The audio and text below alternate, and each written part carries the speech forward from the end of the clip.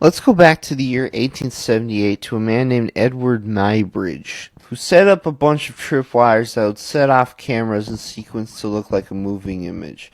And to be honest, the result is simply astounding. The film is seen using an invention called a zoopraxiscope, which consists of a glass disc projecting images in rapid succession.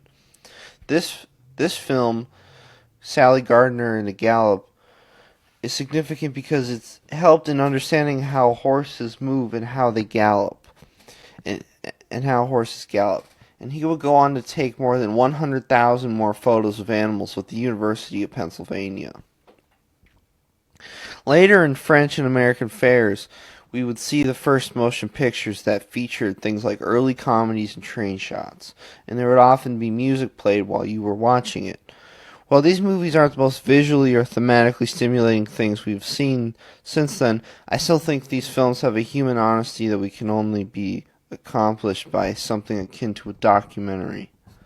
Films like Passage to Venus, The Magic Rosette, and Sally Gardner at a Gallop are in a sense a tech demo art project, but then it just keeps repeating and repeating and repeating. And you become entranced by its movements, and it feels out this world. But also, it's just right in front of you. It's bizarre, but also beautiful.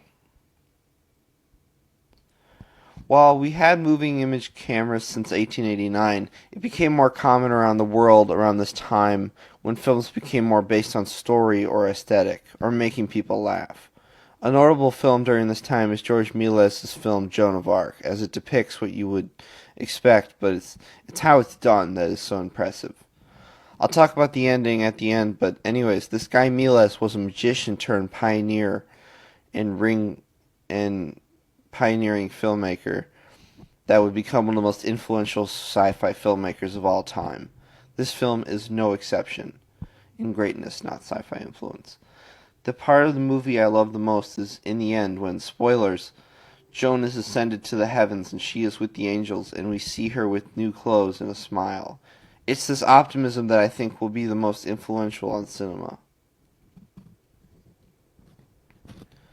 After the Civil War, 1800 to 1900, the number of people who worked in industry expanded exponentially because it was just normal by that point. Society just went along with it. With industry dominated culture of working. Previously, the economy was based more on agriculture and land, but now it was industry, and things were about to get more metallic real fast. Another reason America became such an industrial place is that this land had a lot of resources, and it made it easier for businesses to produce things and export things. Something that was brought up a lot during this time was the poor working conditions, which is certainly true, and I'm going to bring that up right now. But I've been doing research and, oh boy, it is bad. We're talking poor wages, men getting 10 shillings per week and women getting half that, with kids getting a tenth. That doesn't include the rent, which is 5 shillings a month, which may not sound like a lot, but adds up when you consider how expensive food and clothing are.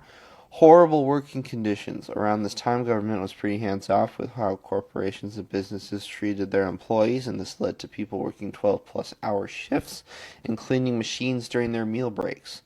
And child labor. The companies would hire little kids and pay them very little because there weren't any laws against exploiting children.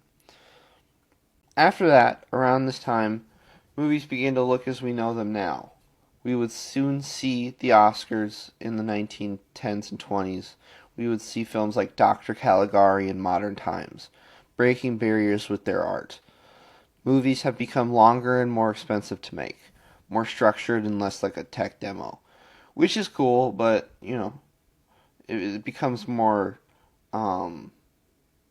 like a formula.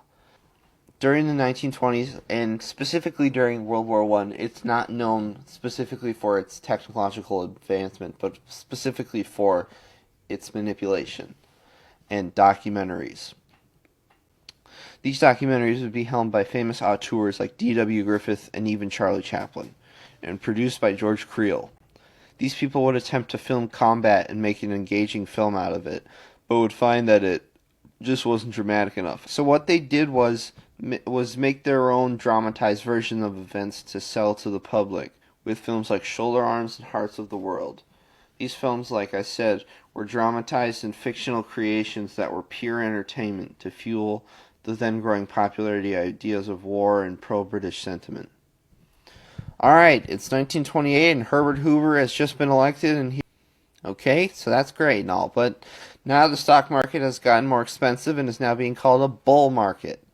By 1929, 10% of households in America owned stocks, and now corporations were buying stocks in the margin, which means that they made a small investment of $10,000. Let's say in 1929 is which let's look at how much 10,000 was in 1929. Jesus Christ. Anyway, who would hold on?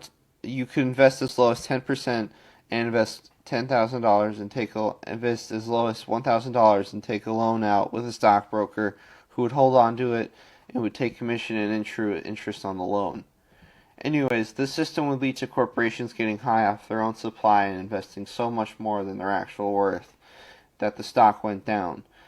This is called speculation. It is high risk, short-term reward. Anyways, stock market crash. Boom!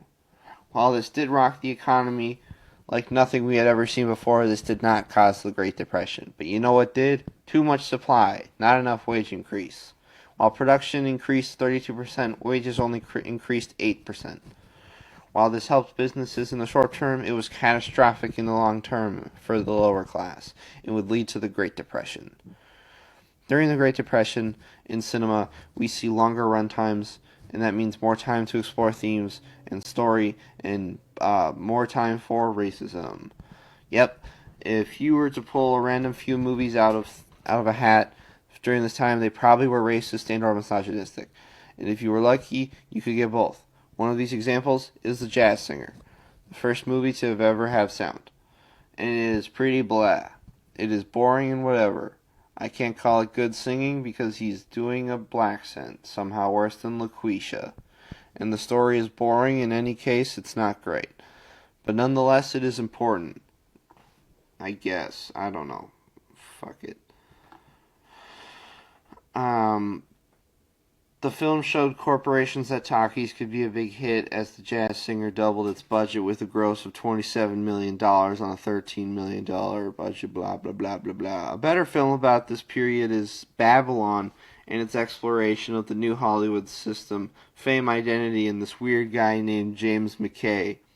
It's a weird movie, but it's a great time, and if you're willing to spare 3 hours and 10 minutes, then I would say it's a great time. And it handles blackface better than Jazz Singer ever will. Bless me. Alright, now we're getting into the hard stuff. And that's because of the obvious. As you may know, during this time, the German government was forced into debt that would cripple their economy for years to come. And this would lead to the rise of Adolf Hitler and the Nazi regime and its ideals. The Nazi regime is an anti-communist, anti-Jewish, and fascist hate group that rose to power in Germany in the late 30s, and in 1939 the Nazis would invade Poland with a new strategy called Blitzkrieg Battle, and would wipe out most of Poland's forces before the last of Poland's forces would surrender. This would start World War II. To back up a bit to explain how the regime got so big, basically, Germany was in a depression, as I described earlier, and the Nationalist Socialist Germans Workers' Party comes along and makes promises for more work and less social democrats.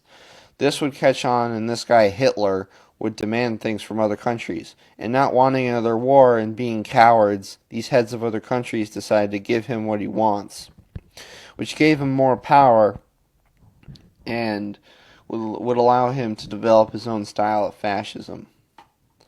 The 1930s saw the rise of the studio system and the commercialization of cinema. Not to say that filmmaking was some cheap thing for the proletariat or whatever, but it became dominated by corporations and movie stars at this point. This also led to the beginning of cinema sort of making fun of itself in the world with films like The Great Dictator and The Rules of the Game. Both of these films are phenomenal, but they're very different. But what links them together is that they both seek to reach out at the audience and shake them and beg for a new world. Along with political films, there's also the escapism, which was just as effective to the culture, if not more. Films like Wizard of Oz, Meet Me in St. Louis, and It Happened One Night helped the country and shield it from the horrors of war. While we can argue that these films are problematic and caused harm, which, fair enough, we can't deny the joy that it brought to these people who needed it at the time.